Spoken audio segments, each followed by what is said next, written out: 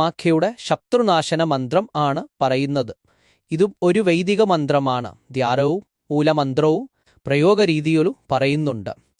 നേരത്തെയുള്ള വീഡിയോയിൽ പറഞ്ഞതുപോലെ തന്നെ കാമാഖ്യ മലമുകളിലുള്ള ഒരു ദേവതാസങ്കല്പമായതിനാൽ ഷഡ്കർമ്മങ്ങളിൽ എല്ലാത്തിനും ഉതകുന്നതായ ബീജമന്ത്രങ്ങളും പ്രയോഗങ്ങളും ശാപനമന്ത്രങ്ങളും ഉണ്ട്.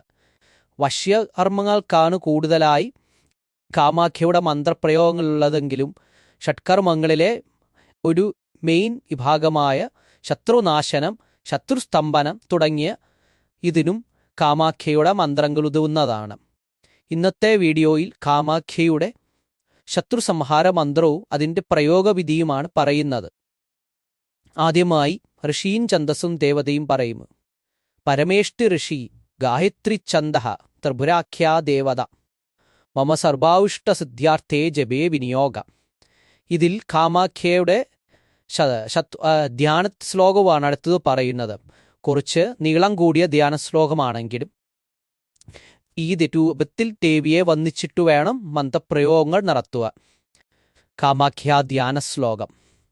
രക്തവസ്ത്രാംബരോദ്യുക്താം സിന്ദൂരതിലകാന്യുത നിഷ്കളങ്കാ സുധാധാനവദന കമലോജ്വലാം സ്വർണാദിനമണിമാണിക്യഭൂഷണേ ഭൂഷിതാംബര നാനാരത്നാദിനിർമ്മാണ സിംഹാസനോപരിസ്ഥിത ഹാസ്യവക്ത്രാം പത്മരാഗമണി കാന്തിമനുത്തമ പീനിതോംഗകുജാകൃഷ്യാം സുതിമൂലഗദേക്ഷണ കടാക്ഷൈച്ച മഹാസമ്പദ്ദായിനി പരമേശ്വരി സർവാംഗസുന്ദരീ നിത്യാം വിദ്യാപി പരിഷ്ഠിതാം ദാഗിനീ യോഗിനീ വിദ്യാധരീപി പരിശോഭിത കാമിനീ പര്യുതാം നാനാഗന്ധാർത്ഥൈ പരിഗണ്ഡിത താംബൂലാദികരാഭിച്ച നായികാഭിർവിരാജിത സമസ്തസിദ്ധവർഗാണാം പ്രണതാനാം പ്രദീക്ഷണ ത്രിനേത്രാം സമ്മോഹകരാം പുഷ്യ ചാപേഷു ബിഭ്രതി ഭഗലിംഗസമാഖ്യാനാ കിന്നരീഭ്യോഭിസൃണീതി വാണീലക്ഷ്മീസുധാ വാക്യപ്രതിവാക്യമഹോത്സുക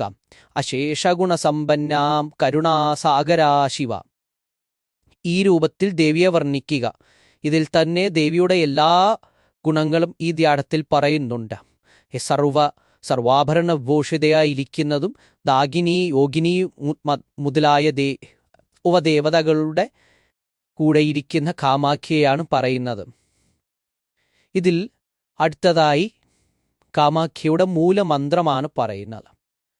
ഷൗം ഓം ഓം വഷ് ഥ ഥ എന്ന ആണ് മൂലമന്ത്രം. ഇനിയും പ്രയോഗം പറയുന്നു. ആദ്യമായി ഋഷിയും ഛന്ദസ്സും ദേവതയും പറഞ്ഞ് ധ്യാനിച്ചതിന് ശേഷം മൂലമന്ത്രം 1008 ജപിച്ച് മന്ത്രസിദ്ധി വരുത്തണം. മന്ത്രബലമാണ് ഉദ്ദേശിക്കുന്നത്. മന്ത്രബലം വന്നു കഴിഞ്ഞാലേ പ്രയോഗങ്ങൾക്ക് ഫലമുണ്ടാവുകയുള്ളൂ. ഇനിയും ശത്രുനാശന മന്ത്രം ഇതിന് ശേഷം പറയുന്നു.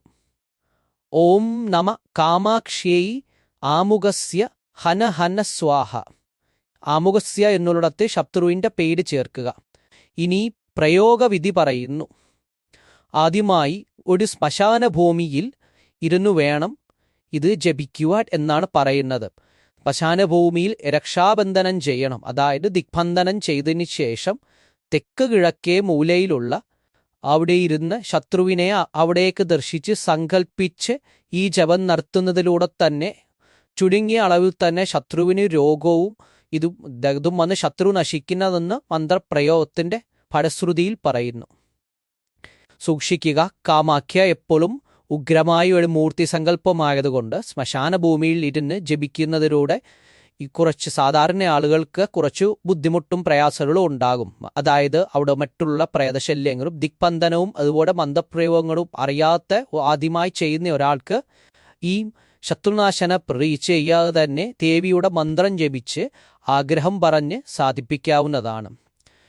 എപ്പോഴും ഇതുപോലുള്ള വൈദിക മന്ത്രവും താന്ത്രിക ബീജാക്ഷരങ്ങളുള്ള മന്ത്രങ്ങളും ജപിക്കുന്നതിൽ ശക്തിപീഠത്തിലിരുന്ന് ജപിച്ച് സിദ്ധി വരുത്തിയിട്ട് വേണം എന്ന് നേരത്തെ പറഞ്ഞ വീഡിയോയിൽ പോലെ തന്നെ ഈ വീഡിയോയിലും പറയുന്നു.